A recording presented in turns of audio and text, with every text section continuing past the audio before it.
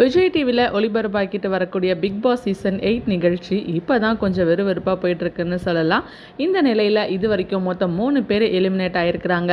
ரவீந்தர், அர்ணவ், தர்ஷா குப்தான்னு இந்த 3 பேர் போனதுக்கப்புறம் பார்த்தீங்கன்னா மொத்தம் 15 பேர் உள்ளே விளையாண்டுக்கிட்டு இருக்கிறாங்க. இருந்தாலுமே ஒயில்ட் கார்ட் என்ட்ரியாக யாராச்சும் உள்ளே அனுப்பணும் இல்லையா, அதுக்காக முன்னெல்லாம் பார்த்தீங்கன்னா ஒருத்தர் 2 பேர் தான் அனுப்புவாங்க. இந்த தடவை 5 கண்டஸ்டண்ட்டை செலக்ட் பண்ணி வச்சுருக்கிறாங்களாம்.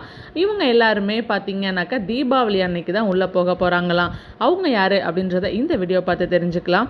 இதில் ஃபஸ்ட்டு கண்டஸ்டன்ட் யார் அப்படின்னு பார்த்தீங்கன்னாக்கா திவ்யா. இவங்க வேறு யாரும் இல்லைங்க, இவங்க பார்த்தீங்கன்னாக்கா அர்ணவோட முன்னாள் காதலி தான்.